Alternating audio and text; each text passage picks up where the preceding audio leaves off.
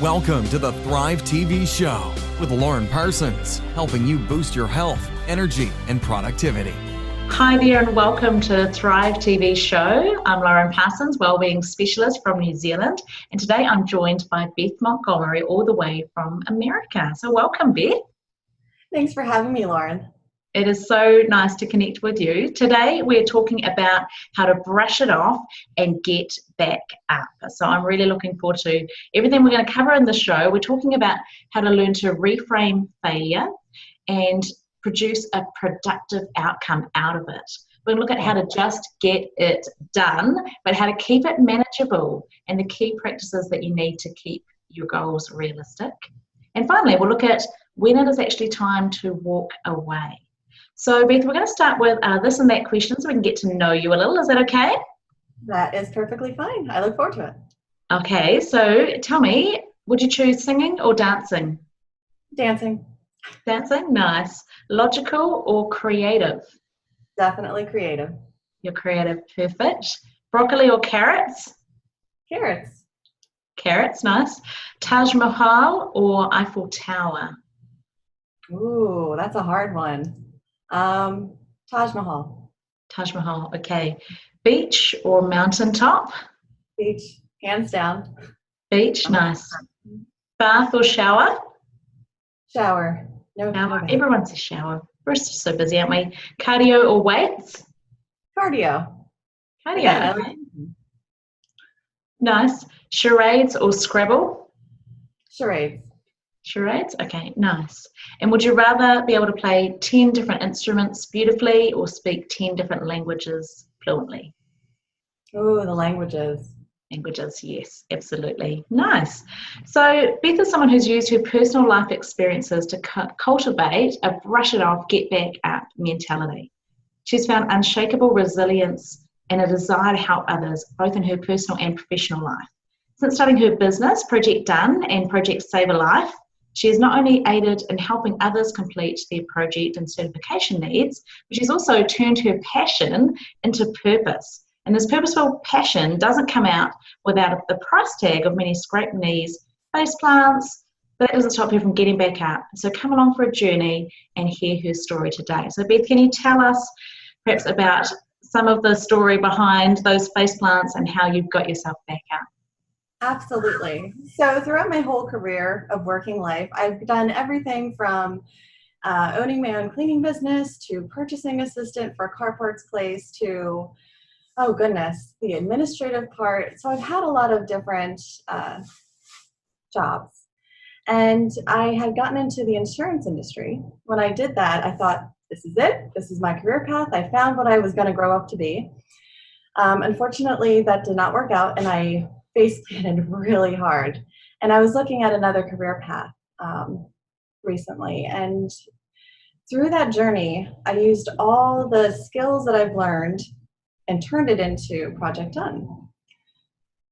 So fantastic. And so just tell us briefly, so what is Project Done? For people that are listening and interested, what is it that you do now? So it's Project Done exists to fill the gaps of project needs for clients, either virtually or physically. Okay, fantastic.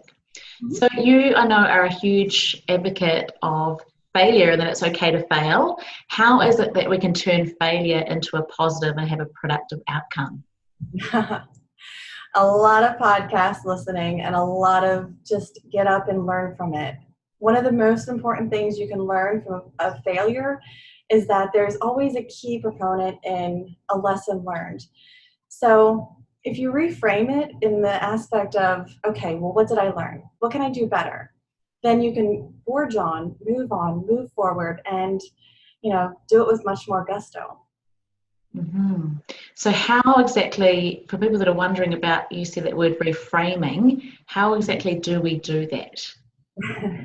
So reframing, instead of thinking of it as, oh, I'm not good enough, I just can't do it, I can't. Mindfulness of your words in your mind and how you speak to yourself is super important.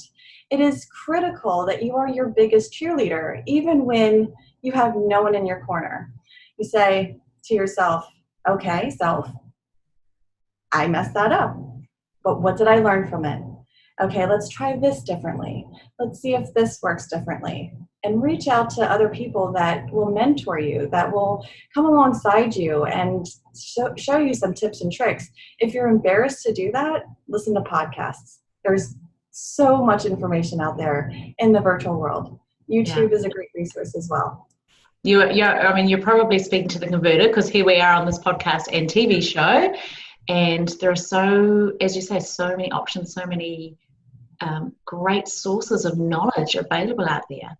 When you talk about that opportunity to reframe, what pops into my head is the option that we can either choose to think of something as being permanent or something being just temporary. And I think that's one of those key differences we know from psychology, that when we think of permanence, that you fail one time in one situation to then think, oh, well, I'll never be good at this. And also pervasiveness, to think, well, I failed in this one thing, I didn't make the pass in the sports game, to think, oh, I'm never going to be good at any other sport or at any other thing in life. And if we can reframe and realize that things are not going to be permanent, it's not always going to be the case, and they're not going to be pervasive, they're not always going to affect every area of your life. Sometimes we do need to talk to ourselves and reframe the mental chatter that can go on, don't we? Absolutely. I mean, if you think about it, going back to the sports acronym or the sports example, baseball is the only sport that we celebrate losses and failures. The batting average on average is how many times they've missed and then hit the ball. So we're celebrating their mistakes and failures rather than, but we say it's a good thing. Okay, I didn't know that, because in New Zealand that isn't a huge sport. So just explain that for me. How is it that you're celebrating the failures and the misses and the losses? Just can you expand on that? Sure, I can explain it the best I can. I'm not a big pro baseball knowledge person, but I do know that when someone gets up to bat, what the number is the number of times they've swung and actually hit the ball. And it's like sometimes like 1 out of 5 balls that they hit is a great batting average. I may be wrong, so please, please forgive me if I am. But you're celebrating however many times that they've, actually hit the ball. And, it's intriguing to me when someone explained that, because that was an aha moment. It was like, oh, I didn't realize that all that thought went into that. Like, yeah, they miss the ball a lot, but then when they do hit it, man, you can hit a home run. You can be a Babe Ruth, or you can be, whoever the MLB top baseball guy is. Again, I'm not too well versed in the base, but I do know that fact that we are celebrating their failures in a positive way. So fantastic. So it sounds like it's being able to acknowledge the things, if you relate it back to your own life, the things that you've done that perhaps haven't worked, not to shy away and almost try and shut them out of your mind, but to realize, this didn't work so well when I tried this parenting strategy, or this leadership strategy, or doing this for myself. But to be able to say, but this has helped, this has made a difference or been a success. Yeah. So and this attitude I can see. So go ahead. Oh, I was going to say, I love what you said about it being temporary, because with life, everything is changing. It's a constant change. This is only temporary. The thing that you're facing, the challenge that you're facing, the triumphs that you even face, it's all temporary. So it will pass. Yes, those 4 little words that can be so powerful. This too shall pass. And I think those words are really powerful. I first heard them in a really difficult situation, facing grief. And in that context, they are really comforting. But also, I love the fact that those 4 words are really powerful in our everyday life. Even when things are going well, to think, this too shall pass. I constantly remind myself of that as a parent and what I'm doing in my work, because when you're right in the midst of it, you've got to be present and enjoy it and be engaged, because those wonderful moments will be over as well, won't they? And so get off the technology, switch off, and really just focus and be present where you are. And remember, in all times, this too shall pass. Time just does fly by. And the only way for us to really get the most out of it is to be present. Yeah, any thoughts on that? Absolutely. All we have now is the present moment. Yeah, absolutely.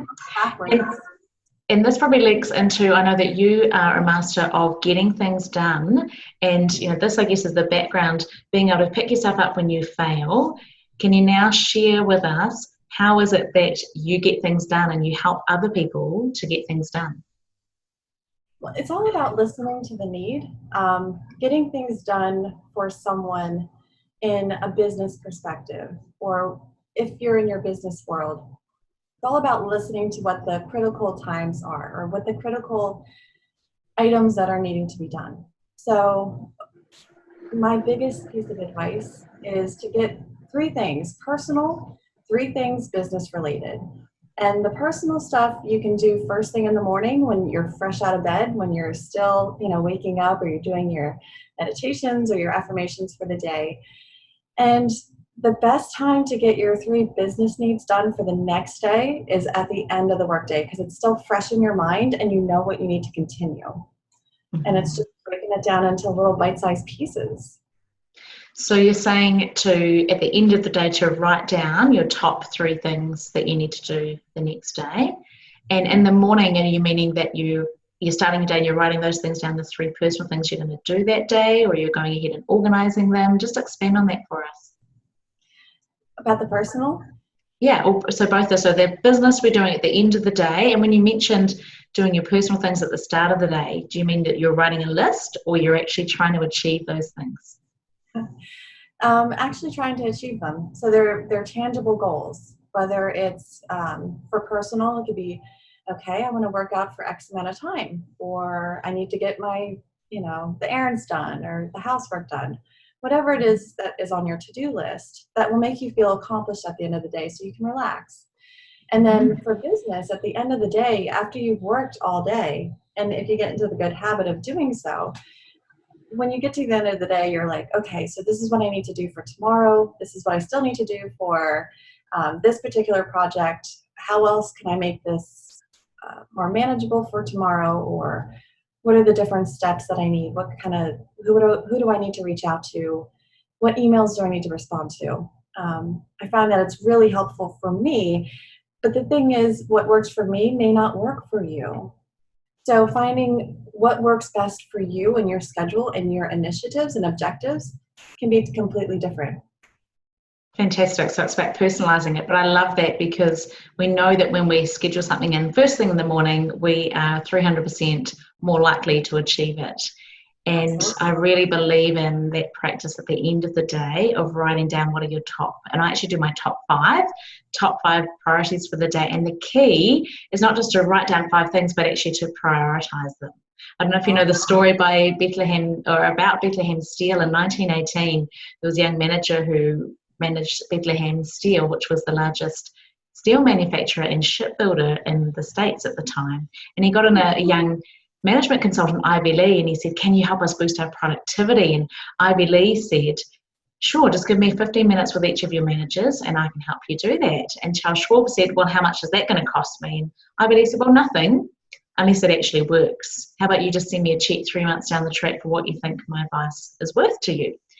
So Charles Schwab agrees, and Ivy Lee spends 15 minutes with each of the managers, and he then tells them this very simple thing. He says, at the end of every day, write down your top 5 things and then prioritize that list into the order so you know what your number 1 thing is. And in the morning, come in and just work on number 1 until it's complete, or as far as it can go, and then work your way through the list. Really simple advice. Sounds pretty basic, doesn't it? However, the result was phenomenal. Now, 3 months later, Ivy Lee didn't actually get a check in the mail. He got an invitation to come in and see Charles Schwab in his office. And when he went in, Charles presented him with a check for $25,000, which in today's economy is worth around $500,000. I mean, just imagine getting a check for $500,000 out of the blue, with no expectation. And Charles said it was because that one piece of advice and the cascade effect of that was the key thing that had driven them to the premier position. So I just think that's, another story to complement what you were sharing about the power, because people may dismiss it and go, oh, that sounds pretty simple, write down 3 things. But if you actually do it daily and you write those things down, you will make such headway. If you're feeling stressed or overwhelmed, you make such progress. It's all a domino effect. Once you start something, create a habit, it just And you'll see it creates this domino effect that encompasses your whole life, Mm-hmm. you know, in a positive way. You get stuff done and you feel Yeah. like, hey, I did it.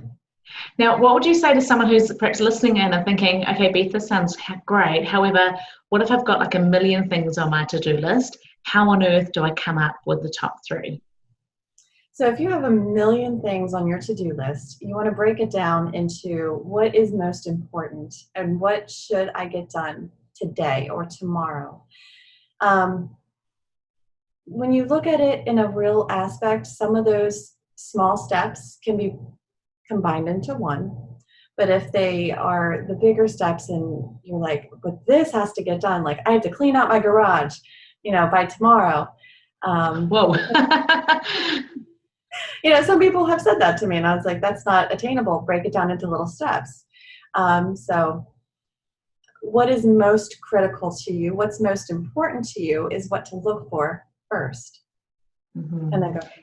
And I think sometimes we need to step back to reflect on that, because it reminds me of that important urgent matrix, that sometimes things that are urgent somehow disguise themselves or fool us into thinking that they're actually important when they're not. And often we need to step back, don't we, to go, actually, I just kind of want to do this because I quite like this, or, you know, this is more appealing to me, but actually the thing that will make the biggest difference, if I perhaps looked back from Friday and looked back, what do I want to achieve this week? If I can get this project done, then that is actually the key thing, and then we can drive our efforts into that. Because we all have the same 24 hours, don't we? And yes, we can all feel busy, and increasingly that's what I'm seeing. But if we just focus on the most important thing, then we're going to make headway, aren't we? Absolutely. And time blocking is a real important aspect of getting stuff done. And step away from the email, step away from the notifications, put your phone down and focus on a particular thing. Maybe it's for 15 minutes, maybe it's for an hour, maybe it's for, 2 hours. If you feel that you can go that long stretch without a break, so be it. You'll be surprised how much you can get done in a matter of an hour if you just put your whole mental mind space into that. Mm-hmm. And focusing solely on that. We tend to think that we can multitask a lot better than we actually do, but science has shown us that we just really can't multitask. Yeah. Absolutely. It's just, we know that it's just the brain is switching very rapidly. And I think the myth has come out that women can multitask, but that's purely because women's brains switch a little bit quicker than men's brains, but we're still multitasking, Yeah, absolutely. And it's amazing to think of the power when you have a clear desk, you walk in, you've got your number one thing there, and you just know what you're going to focus on. And I agree, switch off the notifications and even limit your access to things like the internet or webs, work offline. Sometimes we need to dive back into our emails, perhaps if you're using Outlook, you can actually just click work offline at the top. So even if you need to go back into your emails for a legitimate reason because of the project you're working on, you don't then get sidetracked and distracted into, oh, there's an email, I'll just reply to that. Oh, I'm just going to do this. And we know that as human beings, we're creatures of habit. Procrastination is real. It's easy for us to get sidetracked. Now, one other thing that you talk about is that sometimes it's just time to walk away. So can you share, when is that moment? How do you know when it's time to walk away? So sometimes it has to do with your intuition. You just have to sit still and really let it sink in. Is this really aligned with my goals? Is it still serving its purpose? Those are some hard questions that you really can't find online on a Google search. These are hard search questions that not everybody has the answer to. You can get opinions from other people, but if you look deep down inside, if it doesn't serve you, if you have no more passion for it, or if it's deviated from the original purpose, it's time. And if you've Another thing I do want to touch on is sometimes you get to a wall, and that's when you have your breakthrough. That's different. That's a different feeling where, you're just like, okay, let me try just one more thing. And that's when the breakthrough happens. But you still have that passion and purpose to see it go through. What I'm talking about is when you really need to tip your hat and to say, I gave it a good go. I tried my best. I learned all these lessons, but now it's time to move on. And can you share any stories or examples, either from your own life or perhaps clients that you've worked with, just to bring this to life for people?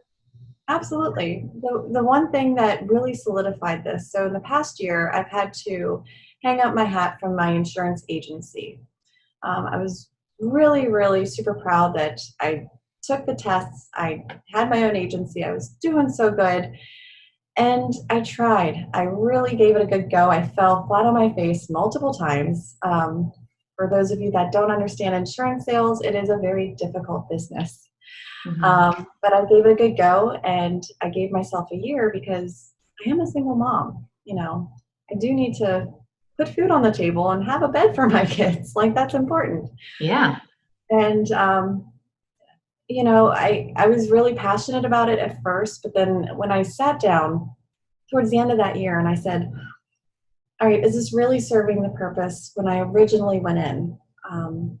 Now it's more sales driven, and I don't see that passion anymore. Is it causing me more pain than good? And pain being, oh, do I want to get up tomorrow morning and do this job, or I want to get up tomorrow morning and I want to do this job?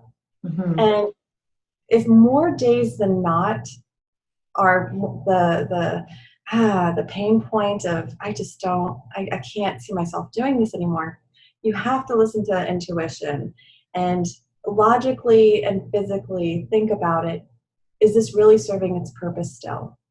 Granted, there are times where you just do have to tough it out and stick it out.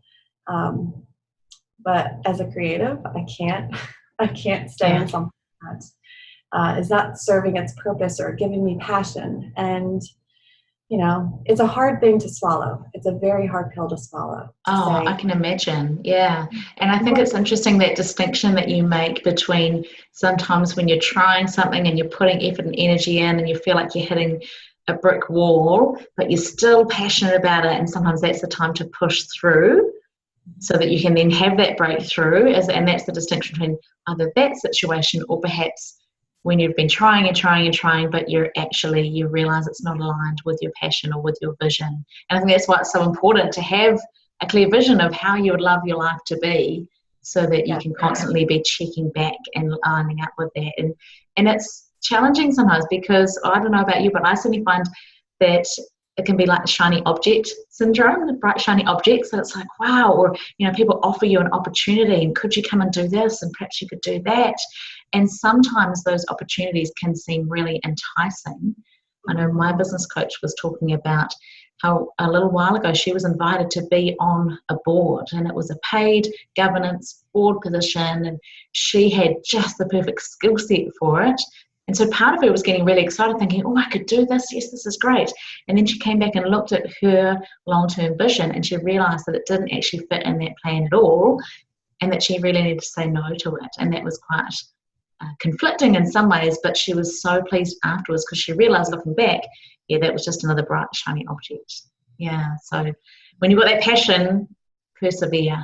And perhaps if not, then perhaps it's, as you say, time to walk away from a situation. And I completely agree with what you just said about look at your life and figure out what your mission is. What is your direct mission? What do you want to accomplish in this life? We all have a mission. Every business has a mission statement, right? Mm-hmm. And we as humans, we as people, we as breathing, interactive human beings, we need to find out our mission. We need to find out our why.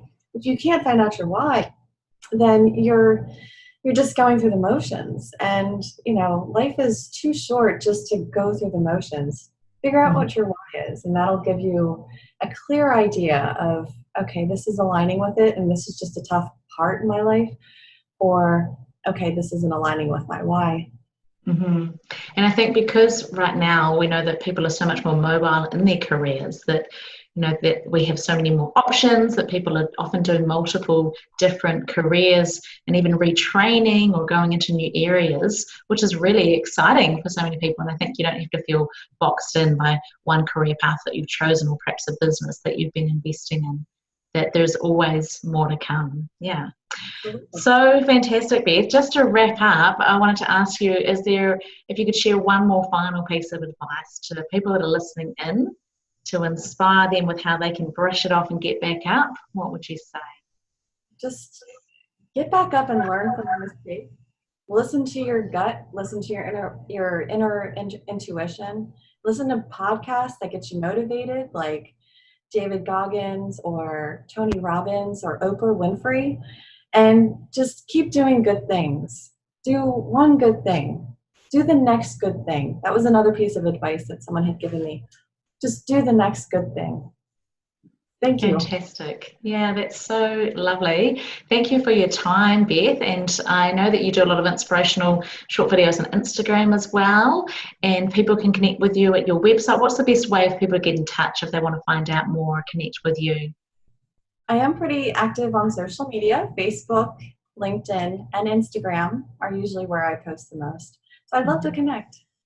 Okay, and we'll put the links down below to projectdone101.com, which is Beth's website, if you're interested to find out more about that or get some of your projects done. So thank you so much for tuning in. This has been another episode of the Thrive TV show. Go out and thrive. Thank you for listening to the Thrive TV show with Lauren Parsons. Visit thrivetvshow.com to access the show notes and discover our fantastic bonus content. And be sure to subscribe so you don't miss the next inspiring episode.